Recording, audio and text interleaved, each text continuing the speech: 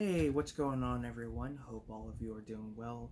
Today, we're going to be taking a look at my Disney collection that I have on Blu ray, and I will be doing follow up videos for this, showing the DVDs that I have, and of course, the 4K titles that I have. But I wanted to start out with the Blu rays because I do have more Disney Blu rays than anything. Now, eventually, my goal is to get more titles added to the collection. There are a lot. I'm kind of in between either getting every single Disney title that's available on Blu-ray, uh, to basically pick them up and add them to the collection because I will watch all of them. I love all the films that they release just about, and check out a few other ones, or I just pick up the ones that I personally love that I can see myself watching numerous times. But I have thought about getting pretty much all of them because I would love to do like a full series of Disney reviews, because there's so many, and I think it would be cool to do. But yeah, let's go ahead and get started showing you guys what I have in my collection. So the first one here is a film that I'm very surprised has not hit 4K yet. Now, of course, we're getting The Nightmare Before Christmas this year on 4K, which is definitely going to be an upgrade for me. But this one I would love to see, get a 4K release, and that is James and the Giant Peach. James and the Giant Peach is kind of the same animation style as The Nightmare Before Christmas.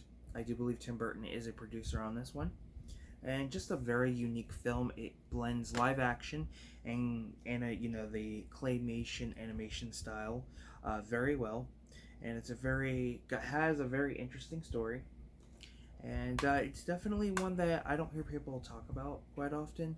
But I do have a movie review for this, so I will put the link to that review down in the description below, and you guys can go and check that one out. The next one here is Bedknobs and Broomsticks. Now, this is one that I would love to see get a Criterion release. I feel like a 4K would be great, but I feel like it would be more, something that the Criterion can do. Especially with the really recent passing of the late great Angela Lansbury, I feel like this would be the perfect film to release in the Criterion collection. A film that, once again, blends live action and animation well. It's a film I remember having on VHS and watching way too many times. The music's great, the story's great. It's just an all-out fun movie, and it's to me, I feel like it's a very underrated one too. I don't really hear people talk about this one as often as it should.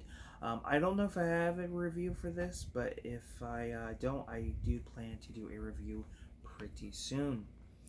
Next is the Disney Pixar film Ratatouille. Love this one. Definitely, to me, it's a very underrated one.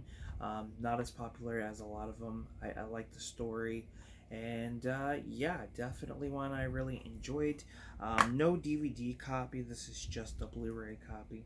But I will eventually start getting the missing discs that I need for a lot of my Blu rays so I can what's the term I'm looking for? Complete them 100%. But yeah, Ratatouille is a fun Pixar film. Next is Chicken Little. It's been a while since I've seen this one, but from what I remember, I remember enjoying it. So definitely a fun little one there. No pun intended. So yeah, that's Chicken Little. The next one is my all-time favorite, The Nightmare Before Christmas, the one that's getting a 4K release this year. I may just double dip, because I do like the different art styles that we get for The Nightmare Before Christmas, and that's one thing I love about Disney. Is a lot of times when they re-release these films on different formats, we get different artwork. Not every title's like that. Like Hocus Pocus, I wish would get like alternative covers. But The Nightmare Before Christmas tends to be one of those films that always gets a different cover when it's re-released. But yeah, just great casting. Danny Elfman, one of my favorite composers of all time. This is just a single disc release. I think I got this one back at Walmart when it, like sometime last year, I believe. I do have a review for this one as well, so if you guys want to check that out, I'll put the link down in the description below. Next is The Sword and the Stone. It's been quite some time since I've seen this one, but from what I do remember, I remember enjoying it. I'm very picky on some of the older Disney films that came out way before I was born. Some are great, some not so much. But this one is definitely the one, is one out of many that I do enjoy. So I do want to revisit a lot of these so I can start getting some reviews out. But yeah, very happy to have that in the collection. Next, we have The Jungle Book, which is an all-time favorite. Watched this way, way, way too many times. Love the fact that the vultures are based off the Beatles, which is pretty cool. And then, of course, like any Disney title, they're Blu-ray and DVD. And little fun fact for anybody out there who may not have Disney titles, they do have alternate artwork with some of the releases overseas. So like you'll get this one here in the States, but overseas might have something different. But all the Disney Blu-rays are region free. So if you want to import the UK releases, you can always do that. I thought about doing it because I like the artwork style of what they have, and just the releases are a little bit better, in my personal opinion. But I may do that with certain titles. But yeah, The Jungle Book, such a fun classic. And then next one here is 101 Dalmatians, another favorite of mine. I don't really care for the second film. This one's more the one I do enjoy out of all of them. I will say I do like the live action version that we got. I had a good time with that, and I actually saw that in theaters when it first came out. And that's a Blu-ray and DVD. Now there is one I did forget to add to this. Actually, a couple of them, because I completely forgot I had these on Blu-ray. But the first one here is The Beauty and the Beast. This is actually one of the earlier releases that they had back on Blu-ray. Slipcover's not in the best condition. My sister ended up getting the 4K release, and she gave me this, but it was missing the Blu-ray. So I ended up finding one of the re-releases of the film, and just kind of got rid of the case and artwork and kept the 2 discs. And just put them in here, so that way I have like this cool Ultimate Edition release. So I have like, the same movie but like different releases of it. And then I ended up saving, scratch that. Let's reverse it. I actually kept the artwork but got rid of the case. So the newer artwork's right there. So yeah, I decided to use that as like a backdrop for the Blu-ray. So yeah, not bad. Classic. One I've seen way too many times. So Beauty and the Beast. And then the last one here is Disney Pixar's Brave, which is a all-time favorite. Very underrated, in my personal opinion.